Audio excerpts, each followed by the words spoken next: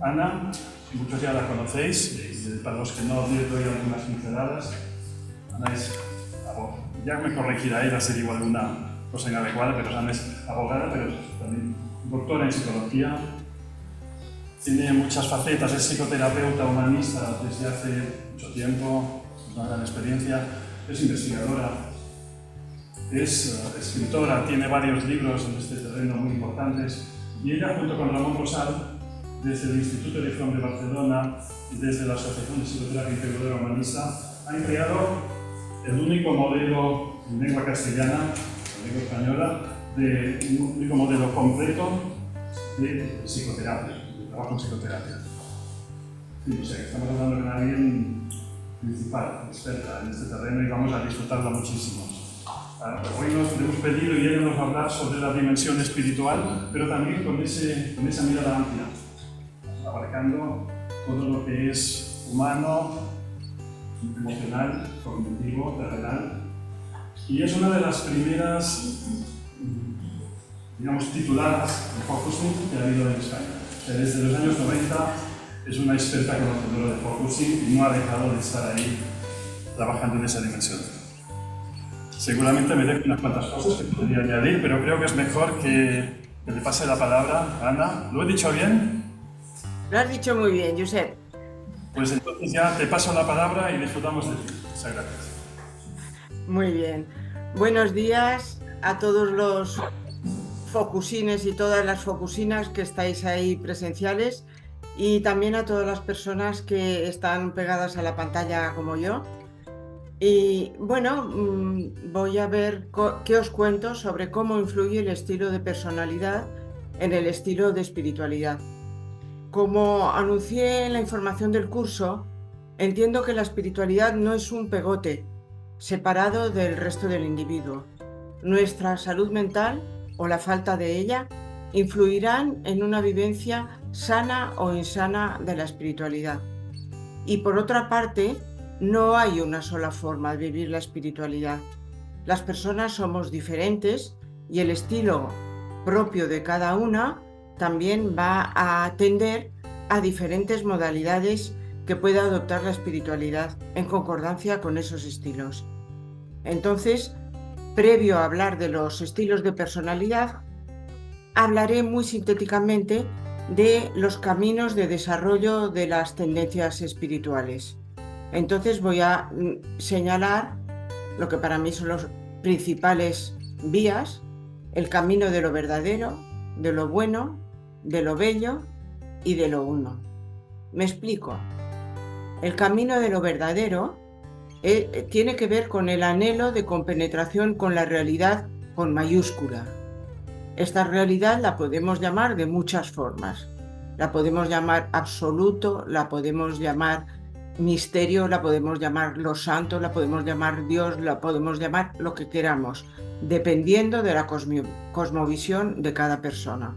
Pero cuando hablo de la realidad o de algo, lo innombrable, lo otro, estoy refiriéndome a esa realidad trascendente y absoluta. El objetivo de esta vía de lo verdadero: comprensión de esa realidad absoluta y coherencia existencial con ello. Es decir, no solo comprenderla, sino vivir de acuerdo con esa comprensión obtenida. Y los medios habituales van a ser la meditación y la oración.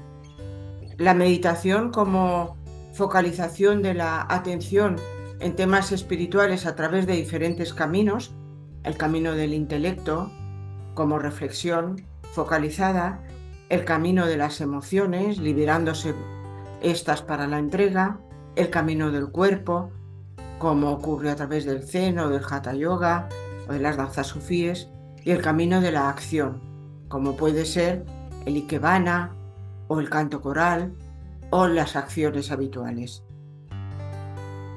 O también la oración es más una intensa concentración afectiva en un tú reconocido como santo y del que se depende ontológicamente, que será también, tendrá diferentes canales, puede ser la palabra, el gesto, la danza, el canto, la reflexión introspectiva o la contemplación de una imagen. o de una secuencia, ¿no? o de una película. El camino de lo bueno lo he puesto el ejercicio de la acción descentrada y el servicio como proyecto. Su objetivo, colaborar con lo absoluto en su acción bondadosa. Y como medios, el ejercicio de la acción descentrada o altruismo. En el camino de lo bueno, el otro es un camino para encontrarse con lo otro, con lo innombrable, con el misterio. El poeta José María Valverde lo explicaba así, en una poesía que se llama El Señor y tú. Dice: ¿y para qué buscarle por las tierras con fatiga, con polvo? Por las tierras abiertas donde siempre es de día, o por las tristes tierras que ya han muerto. ¿Y para qué buscarle por los años, desgarrando los días, arrastrando la niebla, las nieves del recuerdo, las primaveras como espadas de oro? Si sé que está a mi lado, si sé que tú le tienes. Como un ángel que ya no se acordara de que lo es, y aún trajera el mensaje en su frente, tú le tienes. Detrás de ti se esconde. Vive en ese paisaje que hay al final del hondo corredor de tus ojos.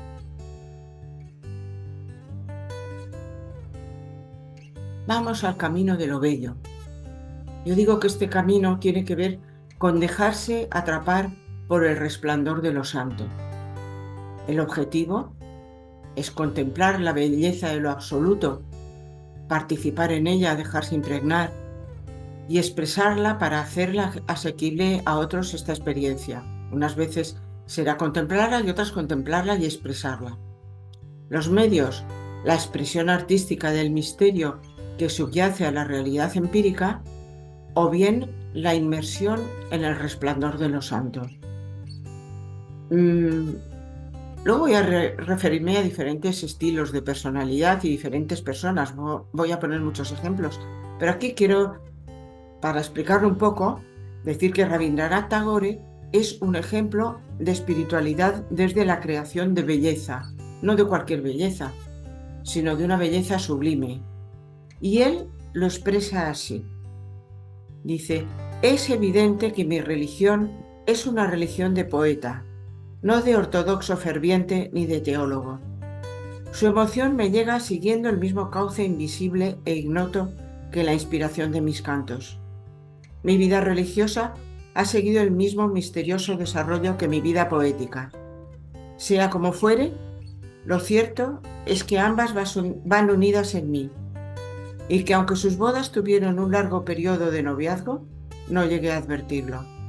Y luego, cuando explica su vocación, dice lo siguiente: tuve la seguridad de que algún ser que nos abarca a mí y al mundo buscaba su mejor expresión en todas mis experiencias, uniéndolas en una individualidad cada vez más amplia, en una obra de arte espiritual.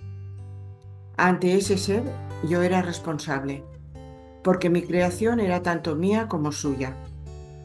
Puede ser que aquella fuese la misma mente creadora que se ocupa en moldear el universo, de acuerdo con su eterna idea. Pero en mí, como persona, enfocaba uno de sus centros especiales de relación personal, expandiéndose en una conciencia profundizadora.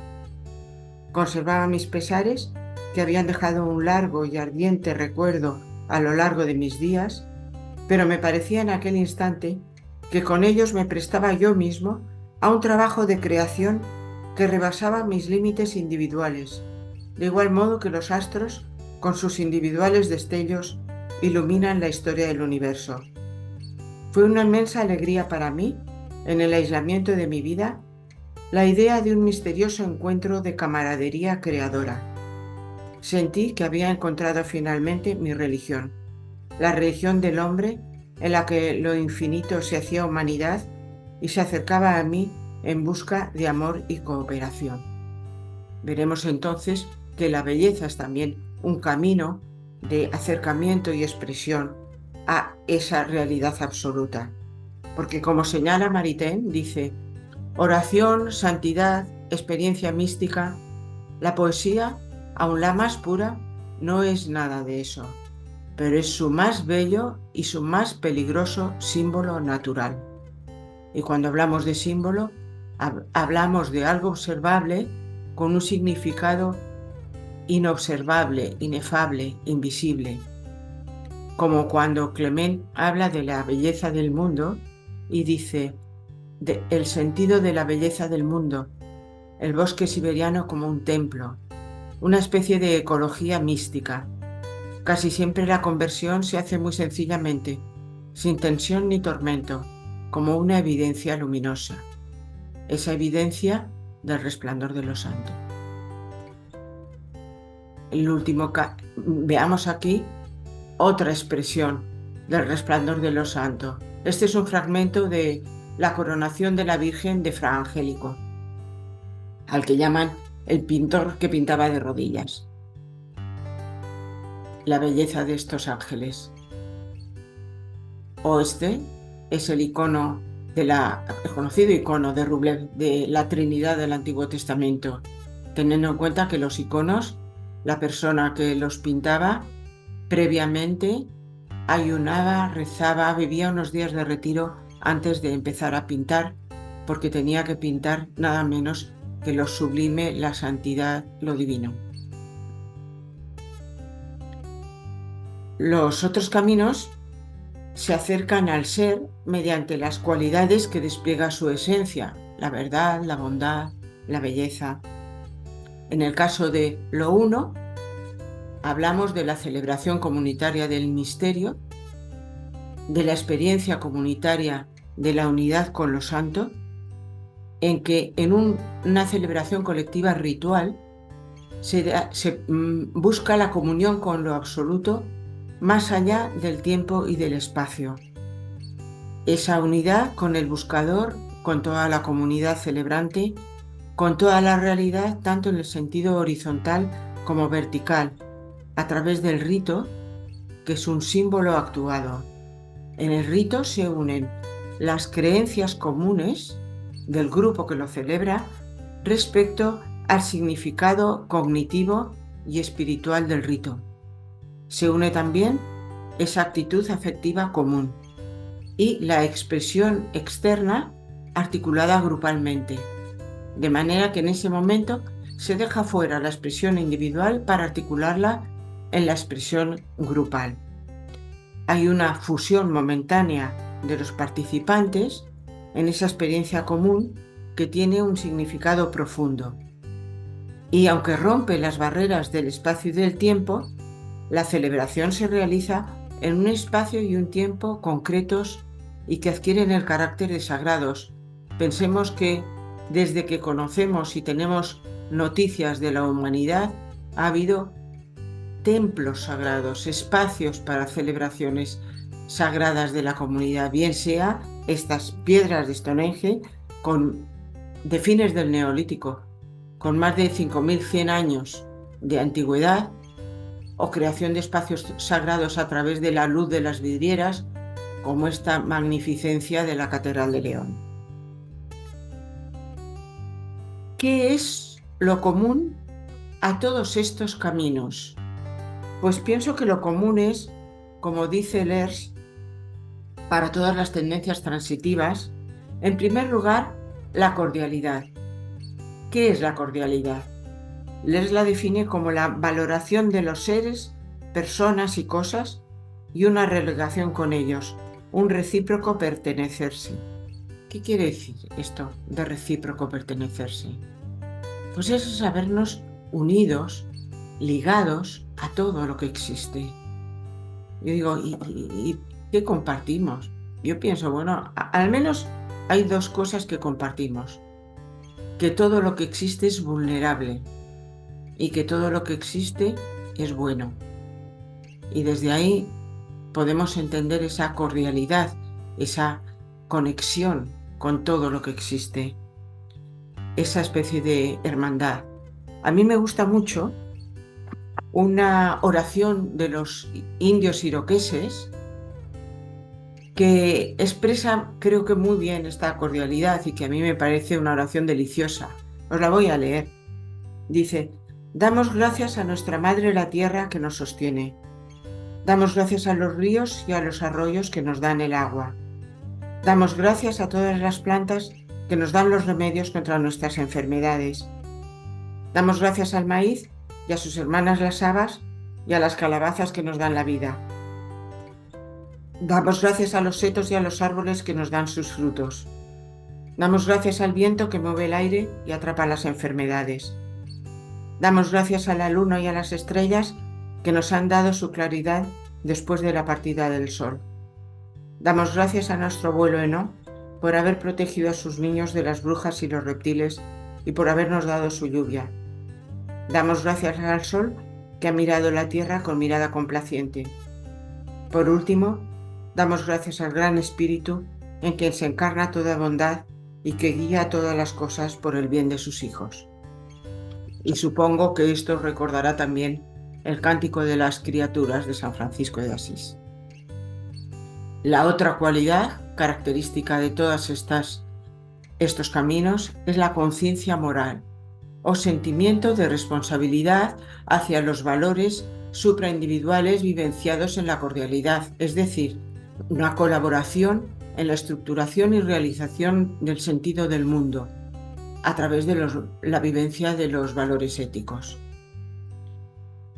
Una vez que he hablado de estos diferentes caminos, vamos a hablar de los diferentes tipos de personalidad. Tipos, unos sanos y otros insanos, y luego veremos cómo repercute en los diferentes tipos de espiritualidad. Aquí, cuando hablo de tipos de personalidad, voy a decir como unas generalidades, como una especie de bosquejos, pero luego cada persona es un mundo. Y por lo general, y en especial las personalidades sanas, suelen ser mezcla de varios tipos de personalidad. Voy a utilizar aquí la clasificación que hace Milon, porque a mí me parece muy clara y porque Milon es además el mejor tratadista de la personalidad que yo he conocido, es el inspirador del eje 2 del DSM y yo creo que la máxima autoridad en temas de personalidad. Entonces, Milon describe estilos de personalidad, pues primero hace estos 8 estilos. Estos 8 estilos que son personalidades sanas, distintas, todas ellas diferentes, porque todos somos diferentes por suerte y todas ellas son sanas. Entonces, él lo divide en base primero a la cualidad de activa o pasiva. Las personalidades activas son las que van a buscar lo que les interesa. Y las personalidades pasivas, las que sobre todo reaccionan frente a lo que les viene. Y luego, dentro de estos dos grandes estilos, estarán las personas que se apoyan básicamente en ellas, porque confían en sí mismas, que serán las personalidades independientes, las que confían básicamente en los demás, que son personalidades dependientes, las que unas veces en los otros y otras veces en uno mismo, que son las personalidades ambivalentes, y por último las desvinculadas, que ni confían mucho en ellas ni confían mucho en nosotros, con lo cual, aun siendo personalidades sanas, a mi modo de ver son las que tienen menos recursos. Entonces podemos ver en la personalidad independiente activa la personalidad enérgica, en la personalidad dependiente la sociable, en la ambivalente la sensitiva y en la desvinculada la inhibida. Luego veremos las características de cada una, Aquí solo estoy haciendo como una especie de anuncio. Dentro de las personalidades pasivas, la independiente sería personalidad segura, la dependiente personalidad cooperadora, la ambivalente personalidad respetuosa y la desvinculada personalidad introvertida. ¿Qué ocurre? Pues estas personalidades sanas, si pasan mucho estrés o no tanto, pero son personalidades con una estructura frágil, pueden pasar a un tipo de trastorno de personalidad, cada cual distinta dependiendo de su patrón básico. Entonces, la personalidad enérgica va a pasar al trastorno antisocial, la personalidad sociable al trastorno histriónico, la personalidad sensitiva al trastorno pasivo-agresivo, la personalidad inhibida al trastorno evitativo. En la fila de abajo, en la parte pasiva, la personalidad segura pasará al trastorno narcisista, la personalidad cooperadora al trastorno dependiente, la personalidad respetuosa al trastorno obsesivo-compulsivo y la personalidad introvertida al trastorno esquizoide. Y ahora voy a pasar a ver qué ocurre con estas personalidades insanas. Pues ocurre que tienen unas motivaciones que de cara a la espiritualidad no son motivaciones sanas y la pueden estar contaminando. La personalidad antisocial desea sobre todo el poder, la narcisista la admiración, la histriónica la excitación y la atención, la dependiente la protección en los dos sentidos, o ser protegida o proteger, la pasiva agresiva el victimismo, la obsesiva compulsiva el control, la evitativa la distancia y la esquizoide la desvinculación. Voy a pasar ahora a examinar cada una de estas 8 patrones de personalidad en su versión sana y en su versión insana, con ejemplos de todo ello y ver cómo ese patrón de personalidad va a influir en su espiritualidad. Empezaré por el estilo enérgico sano. Suelen ser personas sobre todo de acción, con grandes cualidades de liderazgo. Su estilo de actuación será atrevido, entusiasta, expansivo, puede ser contagioso. No le importará saltarse la literalidad de la norma, atendiendo más al espíritu de esa misma. Aquí digo, será un importante catalizador de puesta en marcha de las motivaciones altruistas de quienes le rodean para realizar proyectos humanizadores y solidarios. Su empuje en la prosecución de sus valores trascendentales no se detendrá ante los riesgos del camino, pudiendo llegar al heroísmo de poner en juego su vida.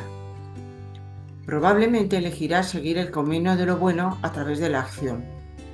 Cuando digo seguir el camino no quiere decir que sea el único, sino que será el que más destaca. No quiere decir que no esté detrás la parte de búsqueda de la verdad o la meditación, o el ritual, sino que sobre todo lo que destaca en ellas es esto.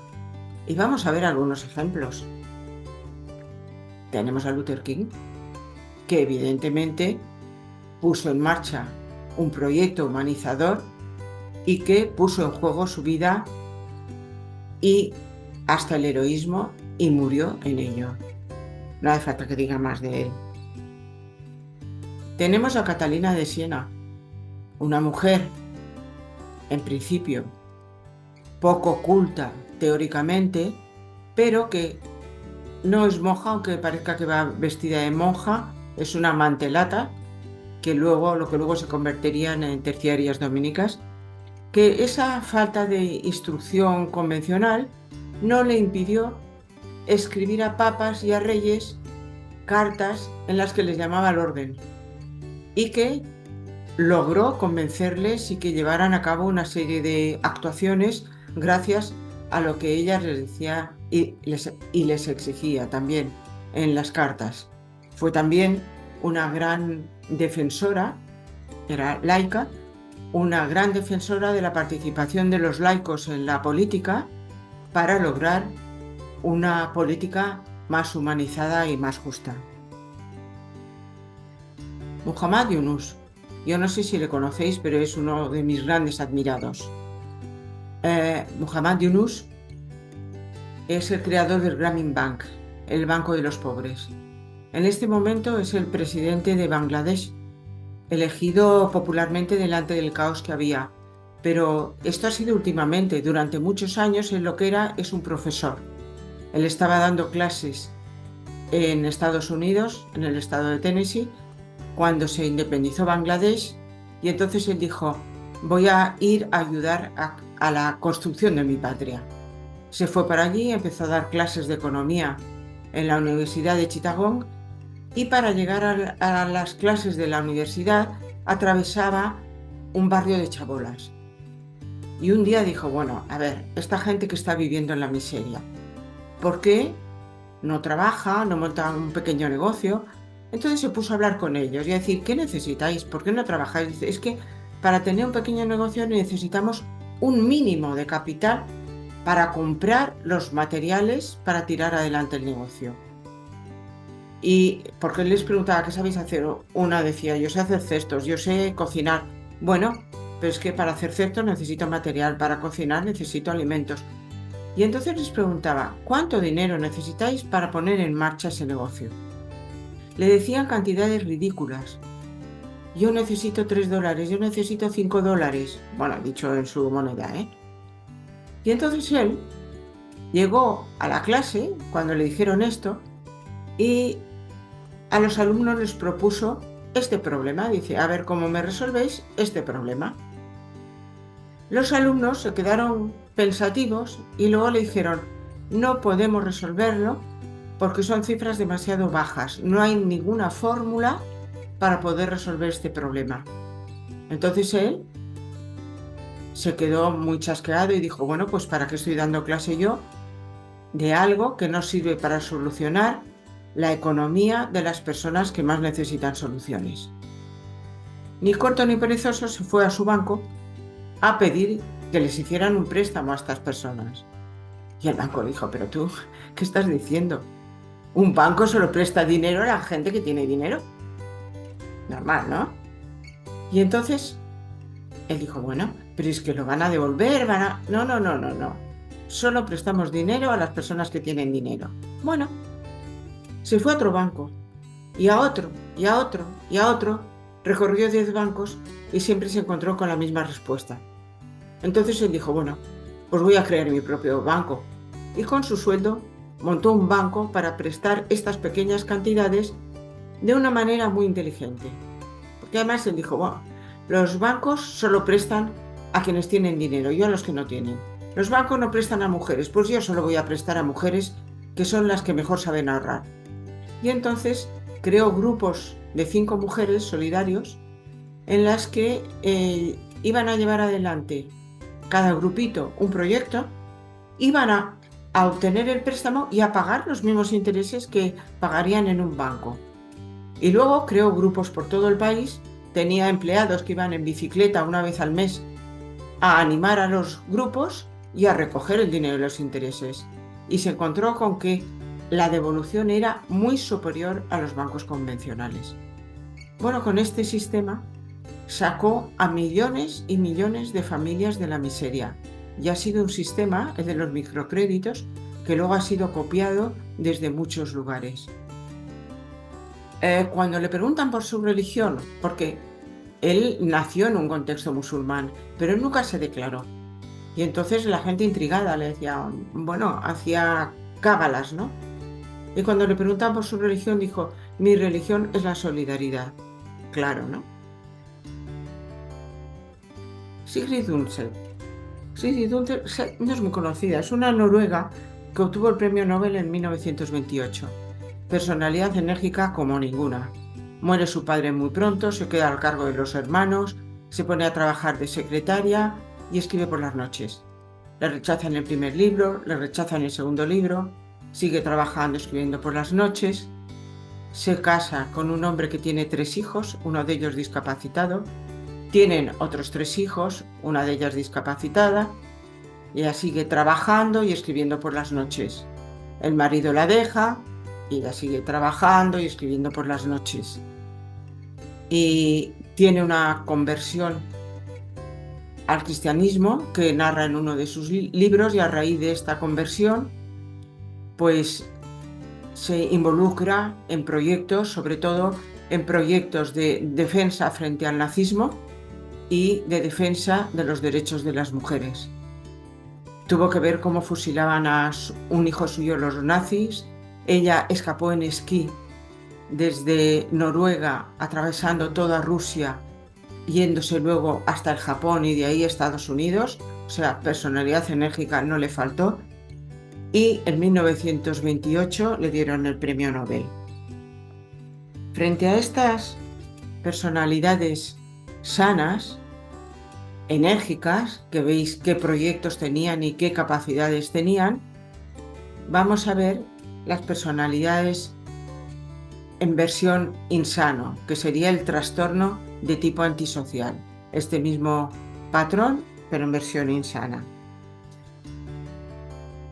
Como el otro es un objeto a someter para hacer de él lo que yo quiera, este tipo de persona no tolera la desobediencia y va a usar su empuje e inteligencia para convertirse en un líder explotador y lograr adeptos a su grupo, o bien para competir con los líderes de los grupos a los que se encuentre incorporado. Es decir, utilizará la espiritualidad para obtener poder. Vamos a ver, su estilo será autoritario y atemorizador, dará lugar a un sentimiento de opresión y miedo en los destinatarios de su acción. Vamos a ver unos cuantos que se ve muy claro esto. Bueno, así es como los ven los demás. Esto es una metáfora. ¿Qué está diciendo aquí Osama Bin Laden? O te haces musulmán o te mato. Bueno, Trump no está diciendo eso. Trump está diciendo, o me obedeces o te mando al infierno. ¿Trump tiene espiritualidad? Pues sí, claro que sí, fijaros. Reza y Dios te hará rico. Esta es la espiritualidad de Trump, de manera que avala a todos los telepredicadores de la prosperidad, y aquí habla como encumbra una corriente religiosa que vincula la fe con el éxito económico. Otro, aquí tenemos, ¿Hitler tenía espiritualidad? Sí. Para alcanzar el poder, decía, es importante no desprenderse de la Iglesia Católica, la cual tiene una gran influencia en Alemania, y dentro de esa influencia vamos a ir introduciendo una nueva religión, una religión nazi en la cual habrá un Jesús ario y un Dios nazi, porque el cristianismo es incompatible con el nazismo, porque el cristianismo es una religión para esclavos. Por suerte, no tuvo éxito en el desarrollo de esa religión. Pero también el poder se puede utilizar con la intención de hacer cosas buenas. Y aquí tenemos a Van Gogh. Van Gogh, antes de dedicarse a la pintura, era muy fanático religioso, le entusiasmaba la lectura de la Biblia. Después de estar un tiempo como auxiliar de un predicador metodista, pasó a predicar él mismo y decía, cuando me encontraba en el púlpito me sentía como quien desde una oscura cueva subterránea vuelve a salir a la plena luz. Y es maravilloso pensar que desde ahora predicaré el Evangelio por todo el mundo. Él quería el poder del púlpito para hacer algo bueno, predicar el Evangelio. Pero ¿qué pasa? Pues que le echan como predicador de ayudante de este pastor metodista porque le era muy difícil adaptarse a ningún orden y someterse a que alguien lo dirigiera. Entonces lo mandan de pastor a un lugar de Bélgica a predicar a los mineros. Pero resulta que lo que hace es asustar a los mineros. Él les tiene mucha simpatía, pero predique de tal manera que ellos están asustadísimos y protestan. Entonces luego le quitan el sueldo de predicador y su hermano Theo le convence que deje de predicar y se dedique a la pintura, cosa que hizo por suerte para los mineros y por suerte para la pintura.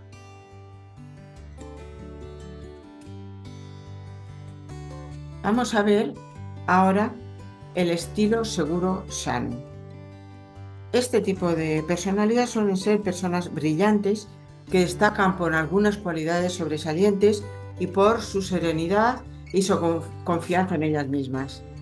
Posiblemente les encaje el camino de la búsqueda de lo verdadero a través de la meditación estructurada. Su estilo de espiritualidad será confiado, coherente, inteligente y eficaz. Y puede ser un buen líder comunitario, porque puede ser un buen punto de referencia de quienes le rodean, como atractivo modelo a seguir, por la firmeza y coherencia de sus convicciones y la plenitud con que armoniza diferentes dimensiones, cognitiva, afectiva, corporal e interpersonal, en la práctica de las mismas. Un ejemplo de serenidad, Viktor Frankl. Supongo que os suena, el creador de la logoterapia que estuvo en los campos nazis, que supo mantener la serenidad allí, que supo ser ecuánime y valorar la bondad de algunos guardianes y la maldad de algunos prisioneros, y que utilizó todo ese sufrimiento que incluyó la muerte de prácticamente todos sus familiares para crear un modelo para ayudar a otros a encontrar el sentido de la vida, la logoterapia.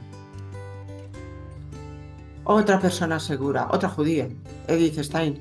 Edith Stein era una mujer, profesora de la universidad, discípula de Husserl, intelectual brillantísima. Yo creo que se puede nombrar patrona de los psicólogos humanistas, porque su tesis doctoral fue sobre la empatía, que posteriormente se convierte al cristianismo leyendo a Santa Teresa y también con el ejemplo de un amigo, y era una mujer muy segura, muy capaz. Sus compañeros decían que iba a ser ministra porque era muy feminista, pero a raíz de su conversión entra en el Carmelo y luego es condenada a la cámara de gas y muere gaseada por Hitler, y que mantuvo siempre la serenidad en esos momentos. Otro ejemplo de mujer segura, Florence Nightingale. Florence Nightingale es la que profesionalizó la enfermería, creó la primera escuela de enfermeras. Al revés de lo que se esperaba de ella, que era que se casara y tuviera muchos hijos, tuvo una inspiración en que dijo que su vocación no era casarse, sino cuidar enfermos. Se marchó a cuidar enfermos en el frente de batalla de la guerra de Crimea. Ella era una matemática muy importante, recibió muchos premios como matemática y como estadística.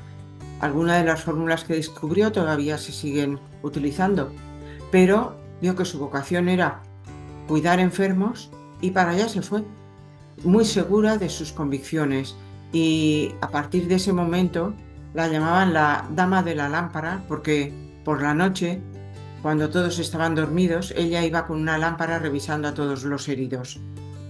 Una mujer que mantuvo la serenidad en medio de la guerra y en medio de las dificultades, en medio de la oposición de todos, que se mantuvo primero en un error importante y luego se mantuvo en defender la posición de quienes la atacaban diciendo me he equivocado, y que contribuyó al desarrollo de la profesión de enfermería. Aquí pongo al Dalai Lama como símbolo de muchos lamas budistas que son ejemplos de serenidad. Él ha tenido que atravesar el exilio, que vivir la persecución, y sin embargo siempre se ha mantenido sereno y siempre ha sido un gran maestro de meditación. En la versión insana tenemos a las personalidades de tipo narcisista, que cultivará sus prácticas espirituales para sentirse mejor y buscará un maestro famoso al que muchas veces imitará. ¿Acaso se convertirá en su mejor discípulo o competirá con él en secreto y aspirará a sucederle, a suplantarse o a crear su propio grupo, al que intentará atraer a sus condiscípulos? Yo conocí a una mujer que efectivamente compitió con la líder a la que admiraba, se separó, se llevó aparte de sus discípulos, y a mí me divertía mucho verla cómo se vestía igual que esa líder, que vestía de una manera muy especial. Es decir, la personalidad narcisista utilizará la espiritualidad para obtener admiración propia y ajena.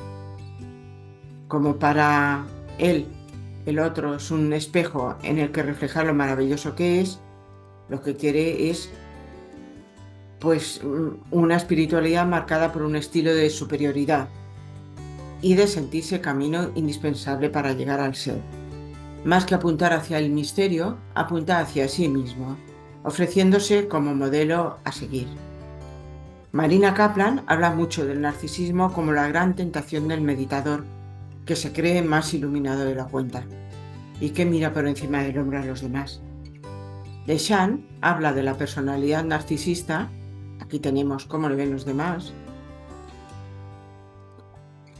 como una persona que juega a los juegos que él dice, juegos de la meditación en la modalidad de mi gurú es mejor que el tuyo.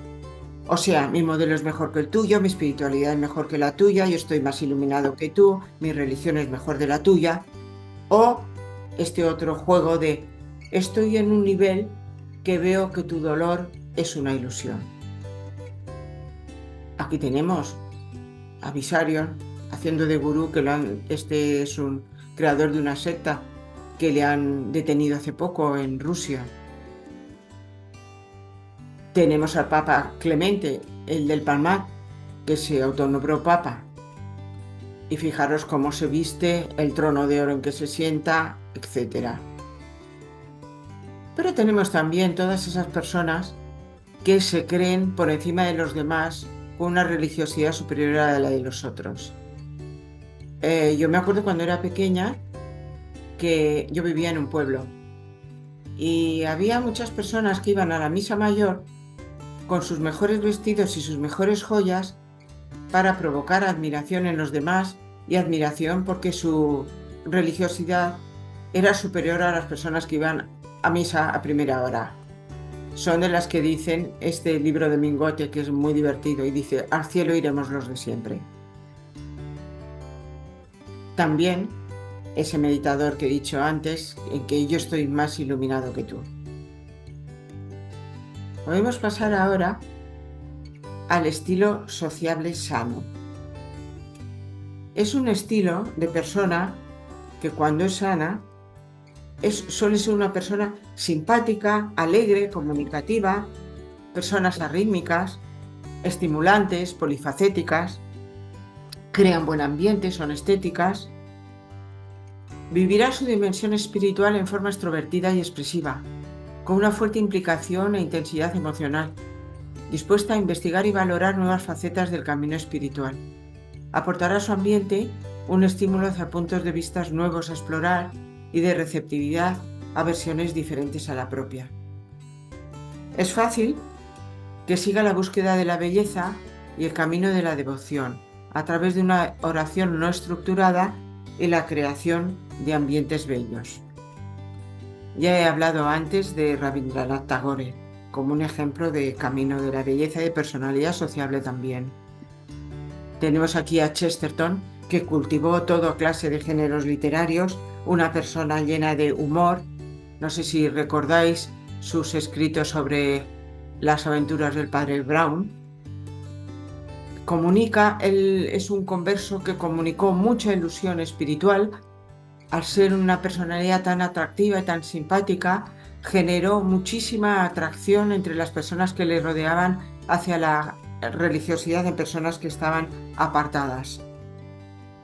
Y era una persona que valoraba mucho la oración y valoraba también la belleza en la liturgia. Bueno, tenemos también aquí a Francisco de Asís como una persona entusiasmada con la belleza. Era un poeta, un juglar, y hay algunas cosas que no se cuentan de él, se habla mucho de su austeridad, de su sacrificio, de su sufrimiento, pero no se habla de esa parte suya divertida, simpática. Hay anécdotas que cuando cuentan su muerte se omiten y que creo que, me imagino que las franciscanas que sé que están viendo las conocerán, que cuando le llevan para morir a casa de una señora que había sido protectora de los frailes, le pregunta a la señora, ¿necesitas algo? Y él dice, sí, que me hagas unas magdalenas de esas tan ricas que haces tú. Y luego me gustaría que este hermano mío tocara y cantara el Cántico de las Criaturas. y entonces uno de los hermanos que estaba allí le riñó porque dijo que eso era una muerte muy poco seria. Bueno, pues esa parte yo creo que es muy expresiva del estilo simpático y alegre incluso en esos momentos difíciles. Como versión insana vamos a tener el trastorno de tipo histriónico. Esta persona buscará en la espiritualidad situaciones en las que vivir experiencias exóticas, llamativas, estimulantes, dramáticas, confundiendo las sensaciones y sentimientos que estas situaciones le producen con la transformación espiritual. Es decir, utilizará la espiritualidad para obtener atención y excitación. Son personas que van a hablar mucho de visiones, de milagrerías, de regresiones, que no tienen nada de espiritual. Las personas desde fuera las ven así. Fijaros, qué espiritual es Madonna, que lleva colgada una cruz ahí, en medio del pecho. Y esta, bueno, una versión de la Virgen de Lourdes fantástica. Utiliza la espiritualidad como adorno para llamar la atención. Otra, Elena Blavatsky, una ocultista, espiritista, falso visionaria, falsa milagrera, que intentó crear una secta, que redactó muchas visiones suyas que había tenido y que luego se descubrió que estas visiones que relataba estaban todas copiadas de relatos de otros místicos. Rasputín y su especial concepción de la espiritualidad, que se basaba en crear y vivir orgías descontroladas para poder arrepentirse, porque como el cielo se gana con arrepentimiento, pues lo mejor es pecar mucho para poder arrepentirse mucho. Así llamaba la atención, tenía experiencias súper especiales, decía que hacía milagros y tenía la atención de los zares, que era lo más. Están también las personas que buscan el camino de buscar experiencias especiales a través de las drogas, estados de conciencia alterados. No me refiero aquí, y quiero distinguir muy claramente, las que se dan en un contexto religioso del chamanismo, sino las personas que buscan estados alterados de conciencia desde la droga, y a eso lo llaman espiritualidad. Pues no, son estados alterados de conciencia y ya está. El estilo cooperador sano se caracteriza por su empatía, por su ternura, por su sensibilidad. Su estilo de espiritualidad se caracterizará por una profunda y genuina preocupación y actuación altruista por los más desvalidos, llevada a cabo con discreción, a veces con heroísmo, o la realización callada y eficaz de tareas a veces secundarias. Vivirá su espiritualidad probablemente desde la participación comprometida con acciones altruistas, aportando calidez y empatía, sensibilidad y humildad. En los grupos en los que participe, será un tipo de personalidad clave a la hora de cohesionarlos y lograr la armonía y el entendimiento entre los que lo forman, porque es una persona pacífica y pacificadora. Es común que siga el camino de la devoción estructurada, la acción bondadosa y el rito. Aquí podemos tener a Anma, la gran pacificadora de familias y constructora de hospitales y escuelas para personas vulnerables, que desde pequeña, ya cuando era una niña, se arriesgaba a recibir palizas, porque cuando iba a buscar agua daba lo que tenía a los pobres y daba el alimento que le había dado a su familia, y luego cuando volvía a casa recibía una paliza por ello. La Madre Teresa de Calcuta, de la que no hace falta decir nada, simplemente aquí está, que era una persona también, además de mucha acción bondadosa, de mucha oración. Decía que hay que pasarse 2 horas al día orando delante del sagrario. Y conocido como Fray Escoba. San Martín de Porres, que se dedicaba a las tareas más humildes, pero también a cuidar de los indios y negros que estaban maltratados en Lima. La versión insana será el trastorno de tipo dependiente. buscará tener un grupo de referencia que le ampare ante la inseguridad de la vida y la muerte y que los líderes del grupo piensen, decidan y se responsabilicen por él o por ella. Estará pendiente de cumplir las normas tradicionales del grupo. Transmitirá los contenidos de la fe tal como las recibió de sus mayores, sin pensar el porqué de los mismos. Tiene una religiosidad y espiritualidad infantil. Disculpará o minimizará los errores o abusos de las instituciones en las que se apoya o del maestro en que se apoya. No tiene lugar aquí la crítica inteligente. Es decir, utilizará la espiritualidad para tener protección de alguien o algo fuerte o para proteger a otros para sentirse válido. Las demás la ven así, en cualquiera de los dos roles. Tenemos aquí, he querido poner a Zenobia Camprubí porque me resulta una cosa muy curiosa. Esta mujer, que tenía una espiritualidad radicada en el camino de la belleza, era una brillante traductora de Rabindranath Tagore. Se casó con el poeta Juan Ramón Jiménez, otro constructor de belleza. Pero a raíz de su matrimonio, se creó entre ellos tal relación que Zenobia tenía que renunciar a escribir porque estaba ganando el pan para los dos. Mientras Juan Ramón Jiménez estaba en una habitación almohadillada para estar aislado de toda clase de ruido y de estímulo para poder crear, ella iba fregando pisos y escaleras para poder mantener a los dos. Están aquí también todos los sectarios, los que son captados por una secta como seguidores de un líder, todos los crédulos a los que se les explican milagros inexistentes y no los cuestionan en absoluto, no se preocupan de saber qué hay en ellos de auténtico, lo que dice la autoridad va a misa, nunca mejor dicho. Están los gregarios, los religiosos por sumisión. Pasemos al estilo sensitivo sano. Estas personas tienen un pensamiento divergente, no se sabe por dónde van a salir.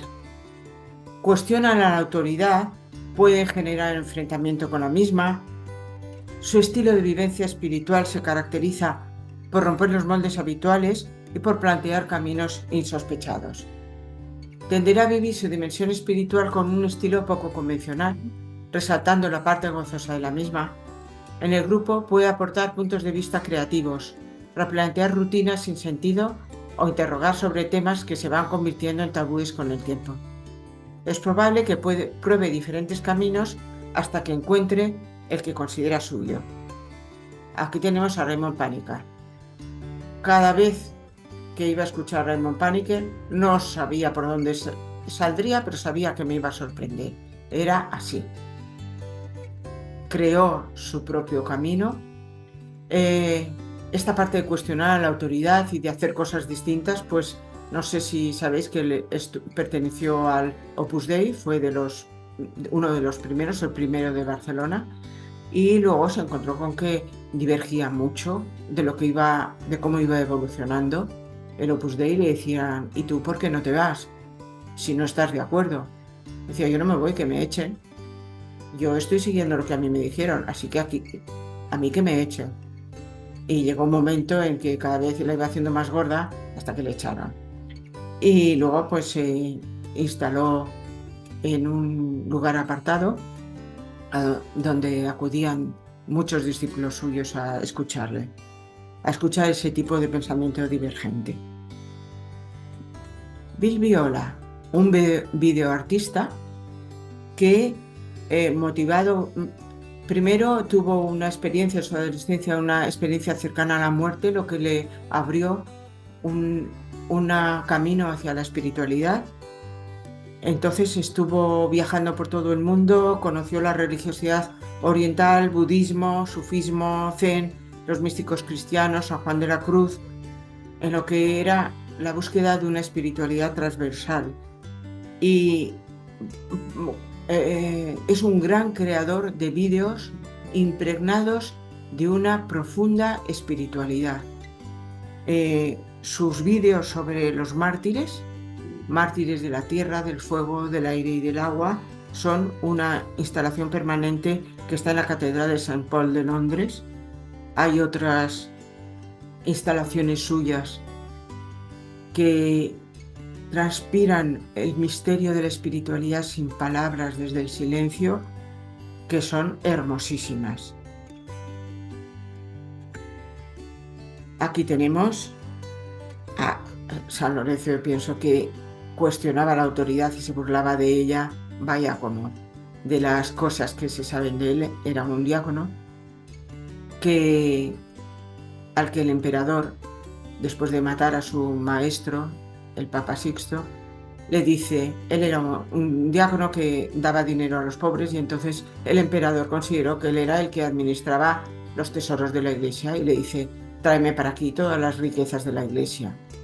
Y él dice, sí, te las voy a traer, pero es que necesitaré unos cuantos días y bastantes carretas para traerte todas las riquezas. El emperador se frotaba las manos y dice, bueno, te voy a dar las carretas de unos días. Y sí, al cabo de unos días comparece Lorenzo con un montón de carretas ante el emperador, llenas de mendigos, de enfermos, y le dice, mira, estos son los tesoros, las riquezas de la iglesia. El emperador no se enfadó, sino lo siguiente, y le condenó a muerte. Pero aquí tenéis ese estilo de cuestionamiento, de pensamiento divergente, de cuestionamiento de la autoridad. Tenemos también a Bahá'u'lláh, el creador de la fe Bahá'í, que pidió que se aboliera la religión islámica. Decía que todas las enseñanzas espirituales estaban contaminadas en las diferentes religiones, que todas tenían una raíz verdadera, pero estaban contaminadas, y que la verdadera religión era las enseñanzas espirituales tal como habían sido reveladas por los fundadores divinos, completamente libres de esas contaminaciones. Se le oponen los clérigos islámicos, se le oponen las autoridades civiles, se le oponen los iraníes, se le oponen los turcos, es prisionero, lo encadenan. Y él crea la fe Bahá'í, que es una fe pues muy, muy original, porque es una fe muy pacífica con las otras religiones, y que también tiene una dimensión psicológica y donde hay un fuerte componente de consulta y de decisiones colectivas. En la versión insana nos vamos a encontrar con una personalidad de estilo pasivo-agresivo. Su estilo de espiritualidad se caracterizará por la lucha contra la jerarquía, oponiéndose a ella, subrayando solo los errores y los abusos, la crítica permanente de lo oficial desde una posición de superioridad moral e incitando a la rebelión institucional. Se pondrá pasivo ante las exigencias del camino, culpará a los líderes grupales, les buscará sus debilidades, todo ello para justificar su desidia. Su visión del absoluto suele ser muy egocéntrica, pues le reclama que se adapte a sus deseos, bajo la amenaza de que si no lo satisface le abandonará, como un niño malcriado. Es decir, utilizará la espiritualidad para sentirse oprimido y agraviado. Así lo ven los demás. Y ella está diciendo, para en el mundo que yo me apeo. Pasivo, ofensivo. Aquí tenemos, yo he querido poner al profeta Jonás porque es un caso. Dios le manda a predicar a Nínive y él no quiere ir, pero Dios le gana y termina yendo a Nínive, convierte a los ninivitas con la predicación, y entonces se enfada con Dios porque ha perdonado a los ninivitas. En fin, a buscarle las vueltas a Dios. Tolstoy, que parte de un mal rendimiento académico, vive la vida universitaria con juergas, no acaba la carrera, vuelve con buenos propósitos de administrar sus bienes y cuidar del bienestar de los siervos, pero nada de nada. Sigue con sus orgías y demás. La visión de las muertes en el ejército le lleva a conectar con la religión, pero la religión rusa está contaminada, todas las religiones cristianas están contaminadas, él va a crear su propia religión y crea su propia religión mientras sigue con su vida totalmente llena de orgías y de pasividad.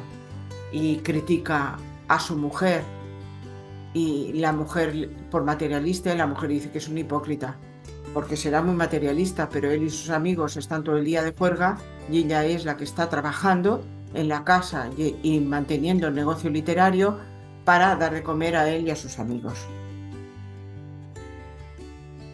Está también Tatiana Goricheva, parte de una personalidad pasivo-agresiva. Era una filósofa que ella misma dice que desde pequeña vivía en un estado comunista, y dice: desde niña detestaba a la gente que me rodeaba hasta el hastío, con sus miedos mezquinos, sus preocupaciones pequeñas. Odiaba a mis padres, que nada se distinguían de los demás. Luego estudia filosofía y dice: gozaba durante el día de ser una estudiante brillante, con la dignidad de la Facultad de Filosofía, frecuentando a los intelectuales más insignes, dando conferencias eruditas, trabajando en la espiritualidad más fina. Mientras que durante la noche me perdía en la sociedad de los parias, en los bajos fondos de los ladrones, de los locos, de los drogadictos. Era una personalidad siempre criticando, siempre saboteando, de tal manera que un maestro suyo le dice: Tatiana, ¿por qué quieres destruirlo todo? ¿No comprendes que la sed de destrucción ha sido siempre la desgracia de la conciencia rusa? Bueno, ¿cómo una mujer así, atea, criticona, disidente, puede empalmar con la espiritualidad? Pues bueno, resulta que tiene una conversión por despiste. Ella lo explica: habiendo perdido todo interés hacia todo, tenía un gran vacío existencial, se puso a hacer yoga porque pensó que necesitaba ayuda y la buscó en el yoga. Y se hacía los ejercicios del yoga, los mantras. Desde ese momento yo nunca había rezado, no conocía ninguna oración. Y aquí que uno de los manuales de yoga proponía hacer un ejercicio con el Padre Nuestro, la oración del Señor. Me puse a leerla como un mantra sin expresión, de manera automática. Después de leerla unas 6 veces, de repente me sentí transformada. No fue mi razón idiota, sino todo mi ser que comprendió que Él existía. Él, el Dios vivo, personal, que me ama y que ama a toda la creación. El Dios que ha creado este mundo y que se ha hecho hombre por amor. En un segundo el misterio del cristianismo se desveló ante mí, la vida verdadera y mi lugar en esta vida. A partir de esto, igual que antes había creado un determinado tipo de revistas, crea ahora unas revistas de filosofía en las que incluye también la teología, y luego fue siempre una disidente y una gran feminista de lucha por los derechos de la mujer, y disidente a rabiar. Vamos con el estilo respetuoso sano. Aquí están todos los disidentes del mundo mundial, que critican y no hacen más que criticar. El estilo respetuoso sano son organizados, refinados en el trato, mentales, intelectuales, ordenados, detallistas. Vivirá su espiritualidad en forma fiel y responsable con el entorno, con las instituciones. Será muy honesto en la búsqueda del autoconocimiento. Aportará al grupo realismo y sanos límites a los intentos de amoldar las exigencias de crecimiento de las propias comodidades. Puede sentirse muy bien profundizando en lo verdadero a través de la meditación estructurada, el estudio y el rito cuidado. Aquí tenemos a Tomás de Aquino, el gran intelectual, que tenía una gran devoción a la liturgia y a la oración estructurada. Tenemos a Toro Sentado. Yo cuando leí la vida de Toro Sentado me llamó la atención una cosa, que es que cuando el tratado que había hecho con los blancos para que les dejaran una reserva, cuando los blancos se los saltan y empiezan a invadirles porque vieron que en esa reserva había oro, Toro Sentado no podía entenderlo. Y yo pensé, esta es la característica de las personas respetuosas, que les parece inconcebible que alguien se salte sus compromisos. Y él era una persona pues muy cortés, muy organizada, muy refinada. Llegó a ser el líder espiritual de toda la tribu Sioux y de todo el país. Una rehén que tuvo durante 5 meses decía cómo era de cortés y de afectuoso con la esposa y con los hijos, que se comportaba igual con los forasteros. que a ella le daba comida privándose él de ella, y para ir a una batalla contra estos invasores blancos, realiza esta oración. Bacán Tanca, dame tu ayuda y traed ante mí abundante cacería.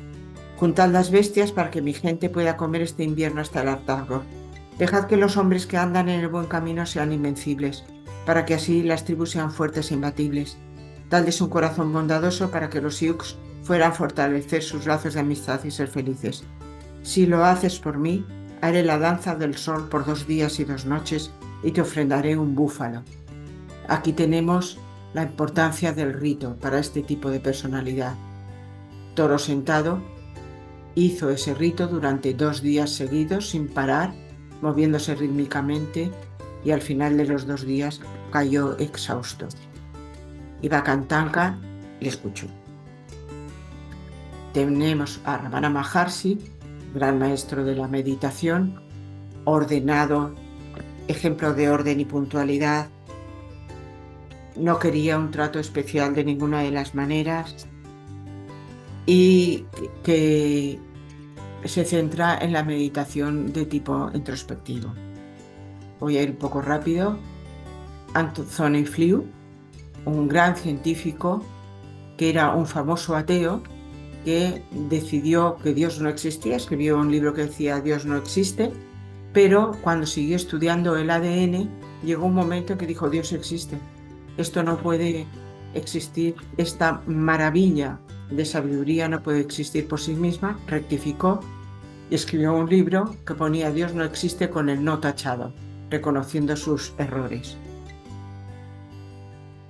Porque las personas respetuosas son honestos y aman la verdad más que a sí mismos, a su prestigio.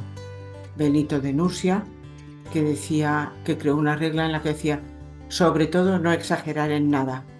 Y su espiritualidad integra cognición, estudio, afecto, oración y cuerpo, trabajo. Y da una gran relevancia a la liturgia, especialmente al canto coral. En la versión insana, será una persona de tipo obsesivo-compulsivo, se comprometerá rígidamente con un grupo o cosmovisión, primando el cumplimiento fiel de la letra de la ley por encima de todo. Se lo exigirá así a los demás en forma intransigente, escrupulosa y fría. Puede tener un sentido mágico de los ritos. Su visión del absoluto suele ser la de una espada de la ley dispuesta a partir en 2 a quien se la salte. Es decir, utilizará la espiritualidad para tener seguridad en su salvación. La gente les ve así, rígidos. Tenemos a Monseñor Lefebvre, un obispo católico que se separó de la Iglesia porque no admitía los cambios del Vaticano II. Tenemos a Ali Khamenei, que no hace falta que diga nada de él, que a cualquier persona que se salta lo más mínimo la condena por blasfemia y puede que acabe muerta.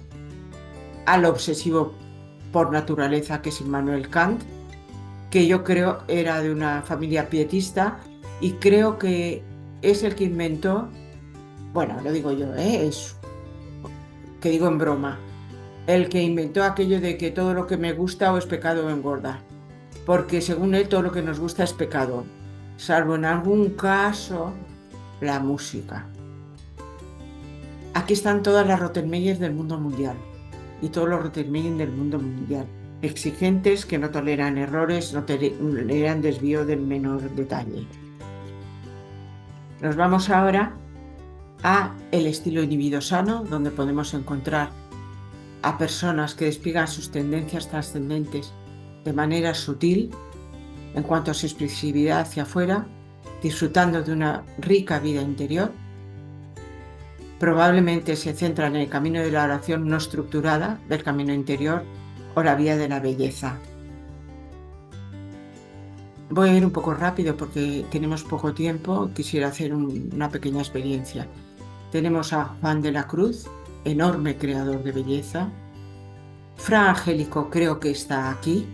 No hay más que ver sus pinturas de personajes silenciosos, llenos de vida interior. En un momento en que la anatomía se exhibía, él los cubre con vestiduras amplias. Tenemos a Teresa de Lisieux, que ella habla de cómo quiere vivir de una manera oculta y discreta su caminito, no ser vista por nadie en su profundidad, y que ¿a quién elige como maestro? Pues elige como maestro a San Juan de la Cruz, el creador de belleza. Tenemos a Gregor Mendel, el científico que creó unas leyes importantísimas para la ciencia, pero que los demás le dicen, era un monje agustino, se dedicaba a la oración, a la contemplación de la naturaleza. Pensar que los experimentos los hacía con plantas, con guisantes, con dos diegos, etc. Cuando le dicen que sus experimentos, sus descubrimientos no son tan importantes, dice, bueno, pues no lo serán. Los oculta, no los difunde y no se descubre su importancia hasta el cabo de 30 años. Nos vamos ahora a la personalidad evitativa. Coge fragmentos aislados de su tradición para justificar su aislamiento y falta de acción, recluyéndose en la meditación o oración en forma defensiva. Busca grupos que le justifiquen esto. Puede hacerse miembro de una secta destructiva o con convicciones automarginadoras. Utiliza la espiritualidad para poner distancia. Esto es Pilatos, pero no es porque hable de Pilatos y la espiritualidad, sino de todos aquellos que evitan comprometerse por lo que puede significar el camino de la espiritualidad y por todos aquellos que utilizan la espiritualidad como evitación. Tenemos, y por supuesto, la meditación como evitación. Luego me referiré a eso. Tenemos a San Alejo, que procedente de una familia rica, que como tiene miedo de que eso vaya a pervertir su alma, se marcha de Roma a Siria para no ser reconocido como nadie, se viste de mendigo y cuando ve que le van a reconocer porque hay uno de su ciudad, se vuelve a casa de sus padres sin que le reconozcan y pasa un montón de años viviendo debajo de la escalera sin que los padres lo sepan, hasta el momento de la muerte, en que en su mano se encuentran una carta donde lo explica todo. Tenemos a los meditadores que están utilizándolo como manera de huir de responsabilidades. Yo conozco a algunos que se han hecho muy meditadores y muy espirituales, abandonando la familia y sus obligaciones laborales. En el caso del introvertido sano, nos podemos encontrar que vive la espiritualidad de una manera muy independiente. Nadie sabe si experimentan tormentas. Es probable que hacia afuera transmitan calma, paz y actitud bondadosa hacia todos. Puede sentirse muy bien cultivando el silencio y las vías de lo verdadero. Están en su mundo, Son monotemáticos, solo les interesa una cosa a la que se entregan y de la que saben mucho. Tenemos a Santa Rosa de Lima, que se retira, se monta una ermita al fondo del huerto de su casa y solo sale de allí para atender a los pobres y a los enfermos. Para evitar a los pretendientes, porque era muy guapa, hace cosas rarísimas como echarse pimienta en los ojos y cosas así. Tenemos a San Bruno de Nursia, creador de los cartujos, que predicaba el silencio y que los cartujos no hablan. Están todo el día aislados y solo hablan, me parece que media hora al día, salvo lo que sea para cosas estrictamente prácticas. Están muchos ermitaños y monjes de todas las religiones que han optado por esta vida. Luego, la persona esquizoide, que utiliza la espiritualidad para aislarse, negando la dimensión afectiva y para generar distancia. Puede tener una vivencia muy pobre, seguir en forma litúrgica los rituales. Utilizará la espiritualidad para colocarse en posición de espectador y de ser invisible. Algunos ejemplos son Einstein. Einstein tenía una espiritualidad que decía, a partir de la observación de los astros y de las leyes que rigen los astros, él había llegado a la convicción de que había alguna inteligencia detrás de todo esto. Él decía, no soy ni panteísta ni ateo, no declaro más. cada cual que decida lo que quiera. Y él dice que su espiritualidad consiste en quedarse maravillado delante del misterio y delante del asombro que le producen las leyes de la naturaleza. Está también un santo rarísimo, Simón el Estilita, que se va a una ermita, pero va gente a visitarle y entonces coge y fabrica una columna. Sigue yendo gente a visitarle y para quedar más aislado la hace más grande y al final se pasa muchos años en una columna de 17 metros. ¿Qué hay en común en estas personalidades en las sanas? Yo me he encontrado que en todas ellas, a pesar de ser de diferentes estilos, hay dos cosas comunes: la sensibilidad hacia los demás, la comprensión, la bondad y la fortaleza existencial. Y como conclusión de todo esto, lo que quisiera decir es que una personalidad enfermiza dará lugar a una espiritualidad enfermiza, y de ahí la necesidad de cuidar la propia salud mental. Que no hay un único tipo de espiritualidad mejor que otro. Son todos respetables y abordan distintos caminos para explorar el misterio de lo absoluto. Que cojan el camino que cojan, llegará un momento que se cruzará con otro. Por ejemplo, una persona que elige el camino de lo verdadero, llegará un momento que, si no quiere ser una espiritualidad defensiva, pasará a la acción, al camino de lo bueno. Una persona que exige el camino de lo bueno, si no deja margen para la meditación, va a desvitalizar ese camino. Una persona que elige el camino de la belleza se verá impulsada a vivir la belleza moral de los santos mediante la entrega a la acción bondadosa y a querer conocerla mejor. Y termino diciendo, ¿cuál es la mejor para mí? Pues la que te ayuda más a transformarte y transformar tu entorno en un lugar más auténtico, más bello, más bondadoso y más solidario.